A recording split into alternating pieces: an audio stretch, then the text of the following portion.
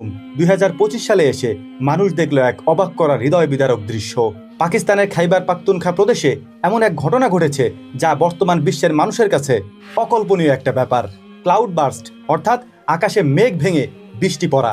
স্বাভাবিকভাবেই মেঘ থেকে বৃষ্টি হয়, এইটা আমরা সকলেই জানি। কিন্তু যখন সেই মেঘ হঠাৎ করেই ভেঙে যায় আকাশের মাঝখানেই এবং হঠাৎ করেই এক জায়গা থেকে অনেক বেশি পরিমাণে পানি মাটির উপরে পড়ে, তখন সেটাকে ক্লাউড বার্স্ট বলা হয়। গত 2 দিন আগে পাকিস্তানের খাইবার পাখতুনখা প্রদেশে এই ঘটনা ঘটেছে।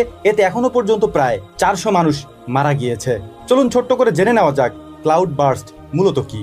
পৃথিবীতে থাকা পানি জলীয় বাষ্প হয়ে আকাশে উড়ে যায়। সেই পানিগুলি বিন্দু বিন্দু কণা হয়ে মেঘের মাধ্যমে এক জায়গায় জড়ো হয় এবং সেই পানি পরবর্তীতে আবার বৃষ্টির ফোঁটার মতো দুনিয়াতে বর্ষিত হয়। ক্লাউড বার্স্ট এমন একটা বিষয় যা পৃথিবীতে সচরাচর এভাবে দেখা যায় না। এটা যখন হয় তখন এক জায়গায় অনেক বেশি পরিমাণে মেঘ জমা হয় এবং সেই মেঘ হঠাৎ করেই জমিনের উপরে বৃষ্টি বর্ষণ শুরু করে।